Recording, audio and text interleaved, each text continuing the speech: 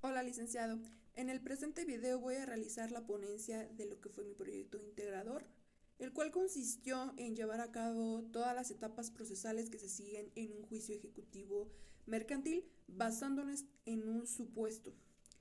Em, Cabe destacar que es muy importante decir que este juicio se llama así porque trae un documento que trae aparejada de ejecución. El artículo 1391 nos va a establecer cuáles son esos documentos que traen la pareja de ejecución. Entre ellos están los títulos de crédito y en este supuesto lo hicimos de un pagaré. Bueno, en este pagaré, en este supuesto, existen dos partes, la parte acreedora y la parte deudora. En la parte acreedora es López Manso Sofía Nereida, que le va a suscribir un pagaré a Keila María Reyes González el día 1 de diciembre de 2020 por una cantidad de 500,000 pesos, en el cual se establece que la fecha de pago será el día 11 de enero del 2021, por lo cual la parte deudora no cumple y no paga el día que se acuerda, por lo tal genera descontento por la parte actora. Y bueno, esta parte decide ejercitar una acción que se llama cambiaria directa. Y bueno, pasando a la parte la primera etapa procesal inicia con el escrito inicial de demanda. Bueno, esta demanda las partes la integran, por ejemplo, por un rubro, en donde vamos a identificar a las partes. Por ejemplo, López Manso Sofía Nereida, BC Keila María Reyes González. También tenemos que colocar cuál es el tipo de juicio. En este caso es un juicio ejecutivo mercantil.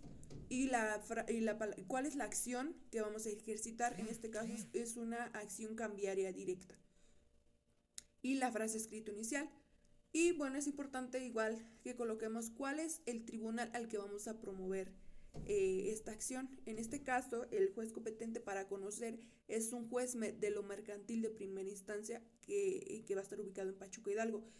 ¿Por qué de Pachuca? Porque el pagaré se suscribió en Pachuca y las partes son de Pachuca. En la parte del proemio, bueno, aquí se debe de identificar la parte actora. Pero aquí algo peculiar es que se identifica el endosatario en procuración. El endosatario en procuración es esa persona que va a cobrar el pagaré a nombre de la otra parte. Este endoso se hace al reverso de un pagaré. Con, con la leyenda, endoso el presente pagaré y paga a la orden de Lic Fernando González. Valor en procuración, Pachuco Hidalgo, 25 de enero del 2021. Es decir, que se está otorgando permiso o el derecho para que lo pueda cobrar. Y eso es lo que se debe colocar en esta parte. Y bueno, también debemos identificar cuál será el domicilio para oír y recibir todo tipo de notificaciones. Y igualmente aquí es importante que autoricemos a todos los licenciados en Derecho, aquellos que puedan tener acceso y personalidad jurídica para este escrito. Y bueno, también debemos exponer cuál es la acción que se va a ejercitar y se identifica el nombre y apellido del demandado y cuál es el domicilio. Esto es importante porque va a ser el domicilio donde se va a emplazar. En cuanto a las prestaciones, este capítulo nada más debemos de mencionar cuáles son los objetos que estamos reclamando. En este caso, como es un pagaré, lo que vamos a estar reclamando pues es una deuda de dinero. Entonces va a ser el pago de la suma del pago principal, que es de 500,000 pesos, y la accesoria del porcentaje moratorio a razón del 6%, y claro, los gastos y costos. En cuanto a los hechos, este capítulo se va a narrar las circunstancias que dieron origen a la litis, y estos deberán de ser de manera enumerada, y estas tienen una característica porque no pueden tener más de un hecho. Bueno, aquí es importante que se agreguen las pruebas desde el escrito inicial de demanda. En este supuesto agregamos las pruebas documental privada, que es consistente en el documental base de nuestra acción, que es nuestro pagaré. La confesional, la testimonial, la instrumental de actuaciones y la presuncional. En cuanto al derecho, en este capítulo vamos a enmarcar o mencionar cuáles son aquellos artículos o fundamentos legales en los que vamos a sustentar nuestra acción. Posteriormente, una vez que ya ingresamos nuestra demanda, va a recaer un auto de exequendo. En este auto el juez se va a pronunciar respecto a nuestra demanda, a nuestras peticiones, a lo que nosotros mencionamos, y, por ejemplo, si cumple con todos los requisitos, nos las va a aceptar. Y nos va a acordar y que se forme un número de expediente y que además se ordena al actuario adscrito a ese juzgado para que emplace en el domicilio proporcionado en nuestra demanda en un término de 8 días de contestación a la demanda. Y además para que en esa diligencia, aparte del emplazamiento, y algo que caracteriza a este juicio, es que en este auto se ordena el emplazamiento, el requerimiento de pago y el embargo de bienes suficientes para garantizar la deuda. En cuanto a la dinámica de emplazamiento, esta dinámica la hace el actuario, pero en la vida práctica no lo hace el actuario solo, sino que es muy común que la parte actora acompaña a su representante junto con el actuario para verificar que sea el domicilio. Y bueno, una vez que estén en el domicilio, el actuario debe de asentar razón de que es el domicilio correcto. Bueno, una vez que estemos en ese domicilio tenemos dos opciones. Una, que al encontrarnos en el domicilio esté la persona demandada. En ese momento el actuario deberá de hacerle requerimiento del pago. En este sentido, si la parte demandada acepta pagar en ese instante, entonces el actuario deberá sentar razón, el juez lo va a acordar y eh, el juez lo va a acordar y se sobreserá el asunto, por lo cual la parte demandada no estará concesada a gastos y costes. Y, por ejemplo, podemos encontrar que estamos en el domicilio, pero no esté la persona demandada. Entonces, en este momento, el actuario deberá dejar citatorio para hacerle saber qué va a pasar en un lapso de 6 a 72 horas, puede pasar al siguiente día. Esto quiere decir que la persona debe de esperarlo. Y bueno, en esto es importante que se la perciba de que si no se encuentra el día siguiente que van a pasar, pues bueno, la diligencia se va a atender con la persona que se encuentra en ese momento en el domicilio. En caso de que el actuario haga el requerimiento del pago y el demandado acepte pagar en ese momento el actuario, lo deberá asentar en el acta. Y como les comenté, deberá de sobreseer el asunto.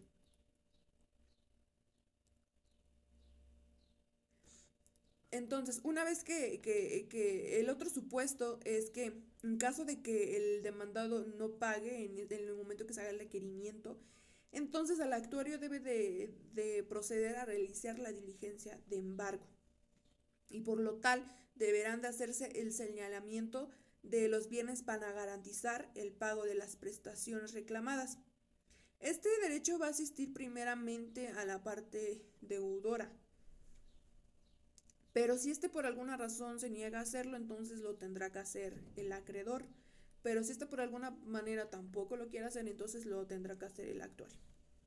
Una vez que es trabado el embargo, eh, los, los, los bienes que fueron señalados van a quedar en depósito del acreedor. Ello no significa que el acreedor los pueda utilizar, solamente está en resguardo en lo que se dicta sentencia. Y bueno, el actuario deberá expedir copia certificada del acto de embargo y se deberá de inscribir en el registro público para que pueda surtir efectos contra terceros. Ahora bien, una vez hecho esto, se va a dar lugar a la contestación a la demanda. Si el demandado se allana a la demanda, es decir, que acepta totalmente todo lo que se plasma en esa demanda, le van a dar un término de 3 días para que pueda realizar el pago. En caso de que no, entonces sí debe dar contestación a su demanda y debe de presentar sus excepciones desde este momento. Y bueno, la contestación tiene la misma estructura que un escrito inicial, solamente que en esta se caracteriza porque la demandada deberá de dar contestación a cada capítulo del escrito inicial. Por ejemplo, en este supuesto, lo que es el capítulo de prestaciones, la parte demandada acepta el pago principal, que es de 500,000 pesos, pero no quiere pagar lo que es el interés moratorio, porque sustenta que en el día que se suscribió ese pagaré no se había plasmado el porcentaje de la razón de mora, que no se había pactado, entonces lo hizo de mala fe. Y pues que no acepta tampoco el pago de gastos y costas porque él nunca se había negado a pagar. Bueno, en el capítulo de Hechos, en este capítulo, pues bueno, serán aducidos por el actor, por el demandado, y deberá de confesar, los deberá de negar o expresar aquellos que sean los que ignore porque pues no son propios. Y puede referirse a ellos como parcialmente ciertos también cuando alguna parte sea verdad y cuál de otra sea falsa. Pero para esto deberá de identificar cuál, eh, cuál en ese hecho es verdad y cuál es falso. Y bueno, también es momento oportuno para oponer las excepciones. En este caso se opuso la de obscuridad de la demanda porque el día que se suscribió ese pagaré no se había plasmado el 6% razón de mora. Y bueno, aquí es importante también que agreguemos las pruebas si es que la hubiere. En este caso se agregó la confesional, testimonial, instrumental de actuaciones y la presuncional. Una vez que ya se contestó la demanda, en un lapso de 8 días, va a recaer en un acuerdo de esta contestación. Igualmente el juez la va a acordar, la va a aceptar, la va a desechar o en su caso la puede prevenir. En caso de que cumpla todos los requisitos esenciales, bueno, será aceptada. Y una vez que ya sea aceptada, se le va a dar vista a la parte actora para que manifieste lo que su derecho convenga en un término de 3 días. Este momento es muy crucial para la parte actora, ya que en este momento es un momento oportuno procesal para realizar alguna impugnación de alguna prueba. Posteriormente, y una vez desahogada la vista y transcurrido el plazo, el juez va a admitir y mandar a preparar las pruebas. Recordemos que las pruebas se nos tienen por ofrecidas en el escrito inicial y en caso la contestación, pero no se nos considera como admitidas. Entonces, este es el momento oportuno procesal para ofrecer y, bueno, para que se ofrezcan y admitan nuestras pruebas. Y bueno, en el caso de que su naturaleza lo merite, se va a proceder a dar verificativo de fecha y hora para que tenga verificativo la audiencia de desahogo de pruebas, por ejemplo, la confesional y la testimonial. Y una vez que ya se hayan desahogado, se va a abrir periodo de alegatos que es de 2 días, en donde ambas partes deben de hacer sus racionamientos lógicos jurídicos y los cuales deben de hacer como un resumen de todo lo actuado y qué hechos quedaron comprobados y por qué deben de girarse a su favor. Una vez ofrecidos y dentro de un término de 8 días, el juez va a pronunciar sentencia. Y esta va a ser para declarar el haber lugar al trance y remate, y lo cual se deberá hacer sobre los bienes que fueron objetos y señalados en la diligencia de embargo. O puede decir que no ha lugar o que no procede el juicio. Y bueno, en conclusión, me parece muy importante analizar las etapas de este juicio, porque así podemos conocer cuáles son las actuaciones que se debemos llevar a cabo en cada etapa y conocer los términos para hacerlo. Y de esta manera poder presentar las actuaciones pertinentes en tiempo y forma. Entonces podemos decir que este juicio se resume en una demanda inicial, en el emplazamiento donde en esa misma diligencia se hace el requerimiento del pago y se hace el embargo. Se contesta la demanda en un término de 8 días y después se le da vista a la parte actora para que manifieste lo que su derecho convenga y posteriormente, si no hay nada, pues abre el periodo de pruebas y una vez de eso, pues se abre el término de alegatos y pues ya se inicia la etapa de sentencia.